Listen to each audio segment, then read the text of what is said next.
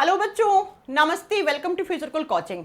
मैंने आपको पिछले महीने एक बात बोली थी कि भैया जो मैं पढ़ाती हूँ वो सीधा एग्जाम में आता है, लेकिन आप में से कुछ बच्चे बोले मैम हम कैसे मान लें। तो मैंने कहा था कोई बात नहीं, मैं आपको सबूत के साथ दिखाने वाली हूँ कि मैं बिल्कुल एग्जाम ओरिएंटेड कंटेंट देती हूँ, चाहे वो यूट्यूब हो, चाहे वो हमारी एप्लीकेशन पर अगर आपने बैच ज्वाइन कर रखा है तो वहाँ पे हो। तो चलिए एक नई सीरीज की शुरुआत कर रही हूँ मैं। सीरीज का मतलब बस ये है, इस सीरीज को लाने का उद्देश्य इतना सा है मेरा कि आपको ये पता लगे कि भैया आप जहां पर पढ़ रहे हैं, जिन टीचर्स को आप फॉलो कर रहे हैं, उनका कंटेंट जो है वो एग्जाम में आ रहा है क्या, जिस तरीके से एग्जाम ओरिएंटेड क्लासेस हो रही हैं कि नहीं हो रही हैं, और आपकी तैयारी कैसे है। और साथ में मैं तो आपको लाइन बोलती हूं कि जो पढ़ाया वही एग्जाम में आता है, जो पढ़ाती हूं वही पेपर में आता है। बहुत बार आपको सबूत देती हूं, लेकिन अभी मैं अगले 4 से 5 क्लास जो हैं वो आपके इसी यूट्यूब चैनल पर अपलोड कर दूंगी, जिससे आप देखना कि मैं जो पढ़ाती हूं as it is questions exam में छपते हैं, चाहे वो यूट्यूब की क्लासेस हो, चाहे वो एप्लीकेशन की क्लासेस हो। और साथ में इस सीरीज की जो वीडियो जो आपको मिलेंगी तो इनमें पता लगेगा कि क्वेश्चंस आ कैसे रहे हैं एग्जाम में। तो चलिए देखते हैं क्वेश्चंस। पहला क्वेश्चन आपकी स्क्रीन पे ये रहा। क्या ये आपकी आंसर की के क्वेश्चंस हैं? ये मेरे कोई क्वेश्चन नहीं है, आंसर की के क्वेश्चन है, आप देख लीजिए। कह रहे हैं कि कोशिका विभाजन की किस विधि द्वारा द्विगुणित को गुणसूत्रों को अगुणित युग्मकों में विभाजित किया जाता है? कौन सा सेल डिवीजन है जिसके अंदर जो क्रोमोसोम्स होते हैं उनकी संख्या आधी हो जाती है? तो ऑप्शन ये रहा, D is the right answer, meiosis. Ma'am आपने कहां पढ़ाया, पता नहीं कितनी बार पढ़ाया होगा मैंने। और ये देखिए सेम क्वेश्चन मैंने यहां पर करवा रखा है कि कौन सा जो यहां पर सेल डिवीजन है जिसके अंदर क्रोमोसोम की संख्या होती है वो आधी हो जाती है। ये हाफ लिखा हुआ है, हाफ का मतलब होता है आधा होना। एज इट इज क्वेश्चन बता रखा है, अर्धसूत्री विभाजन में एक सेल से 4 सेल बनती हैं, लेकिन सेल्स में जो क्रोमोसोम की संख्या होती है वो आधी हो जाती है। पहले क्वेश्चन का सबूत मैंने आपको दे दिया है। दूसरा क्वेश्चन कह रहे कौन सी घटना जो है वो परासरण में कोशिका भित्ति की भूमिका को दर्शाता है? आंसर यहां पर होना चाहिए था, which phenomena show the role of the cell wall in osmosis. Answer A वाला ऑप्शन सही है। मैम आपने कहां करा रखा है, सेम क्वेश्चन देख लो यहां पर, ये रहा प्लाज्मोलाइसिस समझाया था और मैंने कहा था एग्जाम में ये क्वेश्चन पक्का आएगा। और देख लो ये मेरी बहुत पुरानी वीडियोस है, सर्दियों की है, गर्मियों की भी नहीं है कि तुम्हें लगे ऐसा कि यहां पर नीचे देखो डेट भी देख सकते हो, यूट्यूब से क्लास है उसके ऊपर देख मिलने को मिल जाएगा आपको, पूरा पुरानी क्लासेस है, एग्जाम से पहले करवाई थी वही क्लासेस है। सेम क्वेश्चन का आंसर मैंने यहां पर आपको अच्छे से दे रखा है। तीसरा क्वेश्चन कह रहे हैं विच of the following is not a type of connective tissue? कौन सा एक संयोजी उत्तक का उदाहरण नहीं है? आंसर है ए एपिथेलियल टिश्यू, उपकला उत्तक। सेम मैंने यहां पर आपको करवा रखा है कि कौन सा एक विच of the following is example of connective tissue. तो यहां पर सब कुछ बता रखा है कि कनेक्टिव टिश्यू क्या होता है और उसका एग्जाम्पल क्या है। सेम क्वेश्चन आपका एग्जाम में आ रखा है। इसके बाद में बात करती हूं अगले क्वेश्चन का। अगला क्वेश्चन कह रहा है कि which of the following tissue have contractile proteins that contract and relax to cause movement?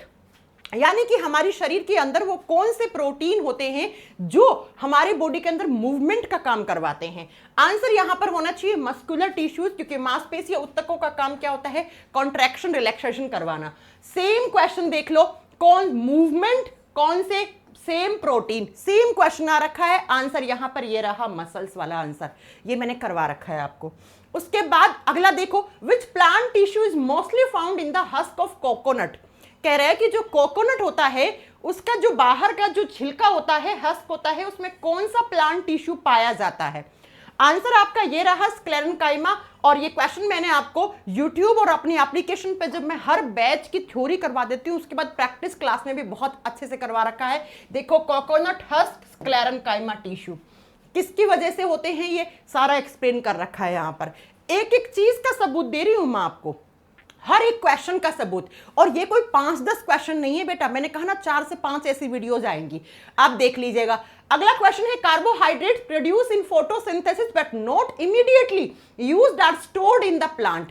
कह रहे हैं कि प्लांट्स के अंदर जो शर्करा होती है जो बनती है प्रकाश संश्लेषण की प्रोसेस से, वो स्टोर किसके रूप में होती है? तो आंसर यहां पर होना चाहिए था स्टार्च, स्टार्च। सेम क्वेश्चन मैंने यहां पे करा रखा है, देख लीजिए, वही की वही लैंग्वेज है, बस थोड़ी सी ऊपर नीचे लैंग्वेज है। सेम क्वेश्चन का आंसर ये रहा।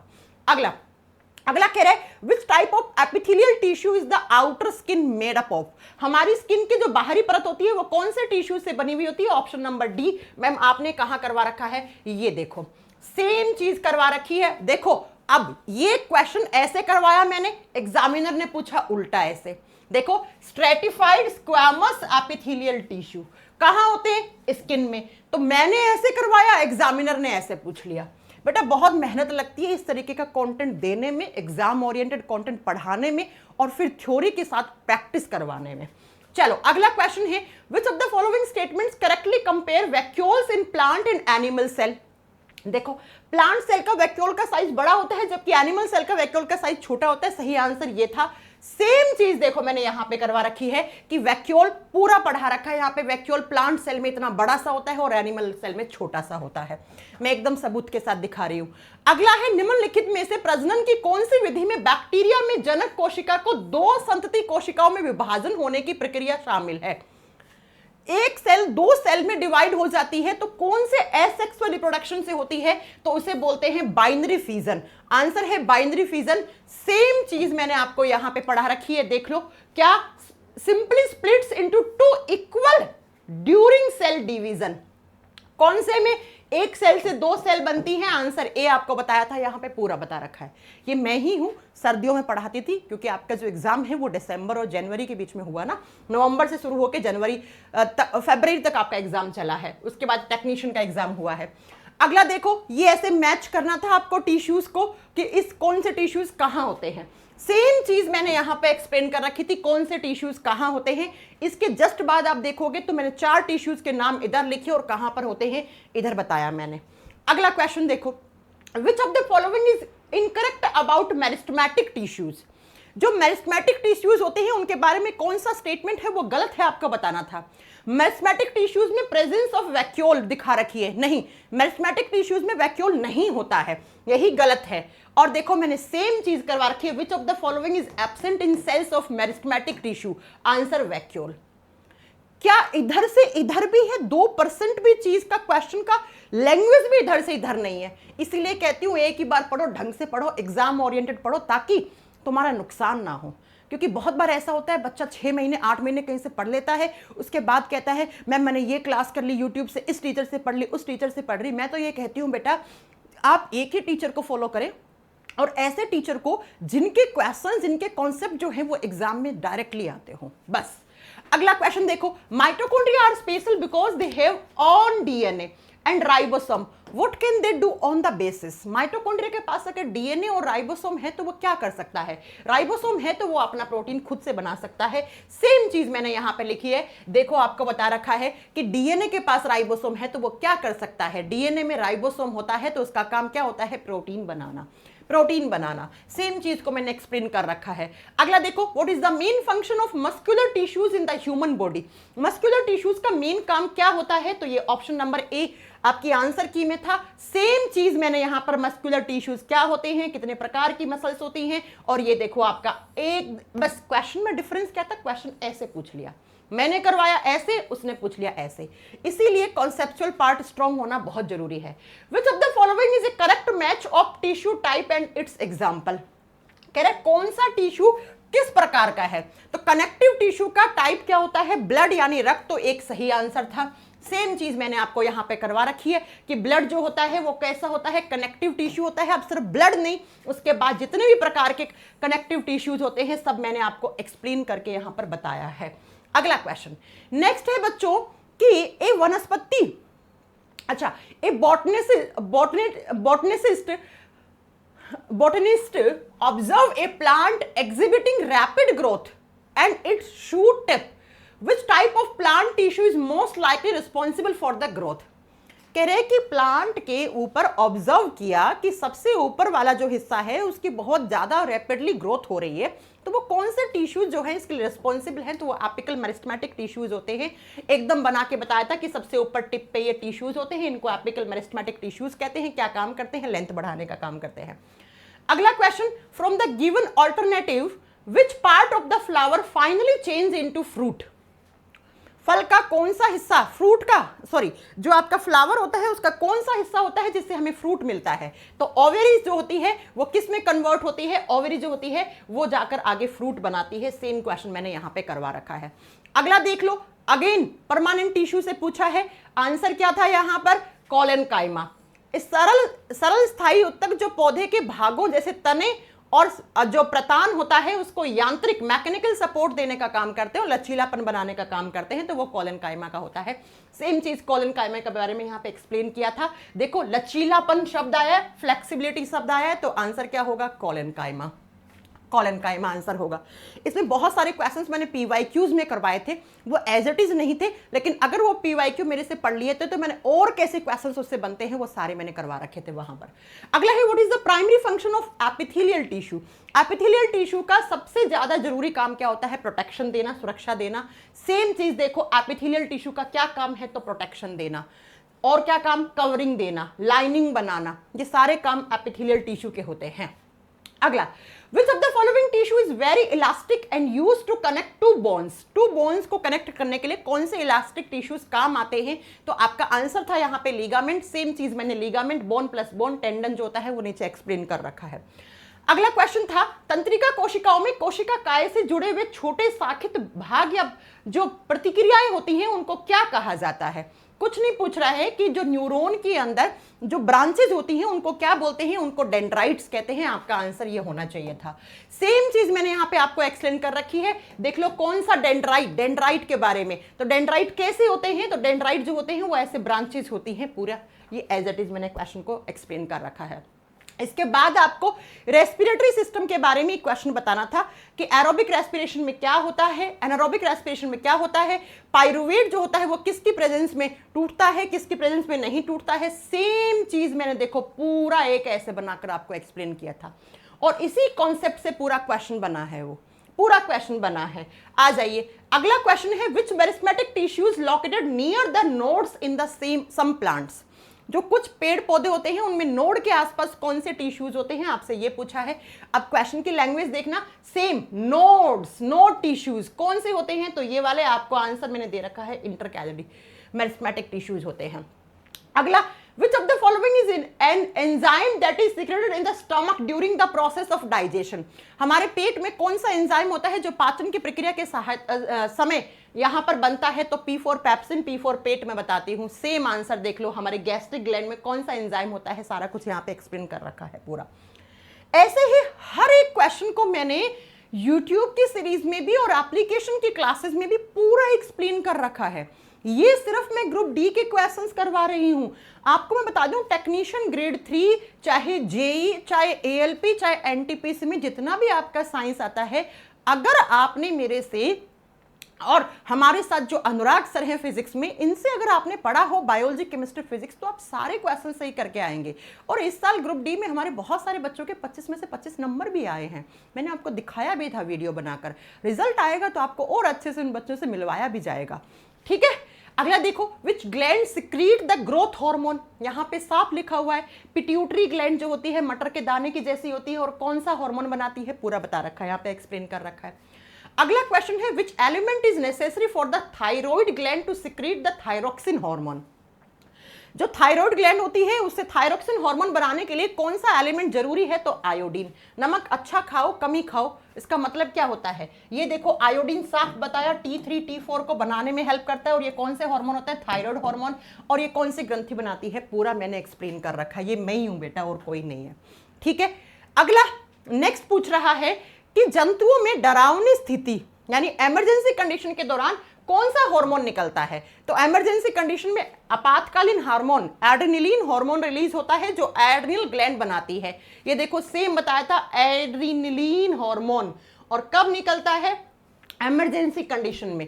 कौन सी इमरजेंसी कंडीशन? तो जब फियर फाइट फ्लाइट होती है, आपको डर लगता है, उस डर का सामना करते हैं और डर से भागते हैं, तब वो वाली। अगला है a person show high blood sugar level even after eating small amounts of food, what may the causes. कह रहा है कि एक इंसान ने थोड़ा सा ही खाना खाया, उसके बाद आप उसका शुगर लेवल बढ़ गया, तो इसका कारण क्या है? इसका कारण है उसके बॉडी में इंसुलिन हार्मोन की कमी है। तो ये सेम चीज मैंने आपको यहाँ पे बताई थी कि बेटा क्या इंसुलिन की वजह से क्या होता है? डायबिटीज होता है। और डायबिटीज में क्या होता है? तो आप अगर थोड़ी सी भी शुगर खा लेते हैं तो आपके बॉडी में इंसुलिन की कमी होती है, तो शुगर लेवल अचानक से ट्रिगर कर जाता है। टेस्टोस्टेरोन नामक हार्मोन मनुष्य के निम्नलिखित में से किस अंग से स्रावित होता है? टेस्टोस्टेरोन हार्मोन, जिसको मेल हार्मोन कहते हैं, कौन बनाता है? तो आपसे एग्जामिनर ने क्वेश्चन ऐसे पूछा, मैंने ऐसे कराया, बस इतना ही डिफरेंस है। अगला, सोडियम क्लोराइड के जलीय विलयन में विद्युत धारा प्रवाहित करने पर सोडियम हाइड्रोक्साइड तैयार किया जाता है, तो इसको क्या कहा जाता है? इसको क्लोर एल्कली रिएक्शन कहा जाता है। और मैंने जब ये क्वेश्चन करवाया था तो मैंने कहा था ये पक्का एग्जाम में आएगा, और देख लो ये रहा। What is the process by which sodium hydroxide is prepared? Chlor alkali process, chlor छाल रिएक्शन कहते हैं इसको, प्रक्रिया कहते हैं। सेम मैंने करवा रखा है। तो मेरे कहने का मतलब यही है कि बेटा कभी कभी मुझे बच्चों को सबूत देना पड़ जाता है, बताना पड़ जाता है कि बेटा जो आप मेरे से कंटेंट पढ़ते हैं उस कंटेंट पे आप आंख बंद करके 100% विश्वास करके आप पढ़ सकते हैं, क्योंकि मैं समय समय पर आपको ऐसे बहुत सारे सबूत देती रहूंगी। जो पढ़ाती हूं वही एग्जाम में आता है। आपको बिल्कुल भटकने की जरूरत नहीं है। एक बार अपना कॉन्सेप्चुअल पार्ट आप स्ट्रॉन्ग कर लो, जिससे आपको कभी भी दिक्कत ना आए। क्योंकि बेटा आपको पता है जुलाई के बाद ग्रुप डी का एग्जाम कभी भी हो सकता है। हाँ, होने के चांसेस रेलवे के मूड पे डिपेंड करता है। जून के बाद कभी भी करवा ले, जुलाई में नहीं होगा तो अगस्त सितंबर में तो एग्जाम हो जाएगा ग्रुप डी 2025 का एग्जाम, जो 2026 में होना है। और आपको पता है कि आपके सामने नई वैकेंसी जो 2026 वाली है वो एएलपी की आ चुकी है, टेक्नीशियन की आ चुकी है लगभग, है ना। तो इन सब में जितनी भी सारी साइंस आती है उन सब के लिए रेलवे एग्जाम का एकदम लेटेस्ट वाला हमारा वीओडी आ चुका है 2026 एग्जाम के लिए, जो कल ही बना है। ये जो हमारा साइंस स्पेशल का बैच है वीओडी, वीडियो ऑन डिमांड, बिल्कुल एकदम सारी जो आपको वीडियोस हैं वो एक साथ आपको मिल जाएंगे, और ये सारे रेलवे एग्जाम कवर करेगा। इसकी खास बात क्या है, आपको थ्योरी तो करवाई रखी है इसमें हमने हर चैप्टर की, उसके बाद हमने प्रैक्टिस करवा रखी है। हर एक चैप्टर के क्वेश्चंस मैंने प्रैक्टिस करवा रखे हैं, जिससे आपको पता लगे कि एग्जाम में ऐसे क्वेश्चंस आते हैं और आपको ऐसे आंसर करना है। बहुत बार ऐसे होता है कि बच्चा एग्जाम दे के आता है, उसके बाद बोलता है कि मैम हमें क्वेश्चन की लैंग्वेज समझ में नहीं आई। तो वो लैंग्वेज वाला जो रोड़ा है ना बेटा, वो इसीलिए होता है कि आप जो है वो कॉन्सेप्चुअल पार्ट स्ट्रॉन्ग नहीं करते हैं। तो एक बार तो आपको साइंस पढ़ना पड़ेगा, अच्छे से पढ़ना पड़ेगा, बेहतरीन तरीके से नोट्स बनाने पड़ेंगे आपको, ठीक है। तो जिस भी भाई बंधु को साइंस का बैच लेना है वो लाइव बैच ले सकते हैं, सफलता बैच। आपको वीओडी लेना है तो आप वीओडी परचेज कर सकते हैं। बाकी मैंने आपके साथ यूट्यूब पर बूस्टर सीरीज स्टार्ट कर रखी है। ये देखो, ये मेरी बूस्टर सीरीज है जिसकी 7 क्लास ऑलरेडी हो चुकी हैं। तो इस सीरीज को अच्छे से देखना आप, ये प्लेलिस्ट है, इसमें सर्च कर लेना science for railway exam booster series, science booster series नाम से है। इसमें मैं लेटेस्ट वाले एग्जाम के क्वेश्चंस आपसे डिस्कस कर रही हूँ, जिससे आपको ये फायदा मिल रहा है कि कुछ लोग बोलते हैं ना रेलवे का पैटर्न चेंज हो गया है क्वेश्चंस पूछने का, तो ठीक है भैया लेटेस्ट वाले क्वेश्चंस पढ़ लो, आपको पैटर्न पता लग जाएगा, घबराने की क्या जरूरत है, ठीक है। तो इसी बूस्टर सीरीज की क्लास नंबर 7 आपकी कल की क्लास होगी नर्वस सिस्टम की, उसको आप ज्वाइन कर लीजिएगा, ठीक है बच्चों। बहुत बहुत धन्यवाद। मैं फिर से बोल रही हूं, पढ़ाती वही हूं जो एग्जाम में आता है। सिर्फ एग्जाम ओरिएंटेड कंटेंट अगर आपको लेना है तो आपको जुड़े रहना पड़ेगा, चाहे आप यूट्यूब से जुड़ो चाहे आप एप्लीकेशन से पढ़ो, तैयारी आपको करनी पड़ेगी एक बार। अब बहुत सारे बच्चे जागेंगे कब, जब ग्रुप डी के एग्जाम की डेट आ जाएगी। बेटा डेट आने के बाद तो एक सवा एक महीना होगा आपके पास, उसमें क्या कर लोगे आप, कौन कौन से सब्जेक्ट पढ़ लोगे। और साइंस ग्रुप डी का जो साइंस है ना बेटा, वो हल्के में मत लेना आप, ऐसे ही नहीं है वो साइंस, बहुत अच्छे क्वेश्चंस आते हैं, बहुत अच्छे कॉन्सेप्चुअल क्वेश्चंस आते हैं, ठीक है। तो आगे नेक्स्ट संडे को आपको फिर से ऐसी एक वीडियो देखने को मिलेगी। बहुत बहुत धन्यवाद, मिलेंगे आपसे बूस्टर सीरीज में।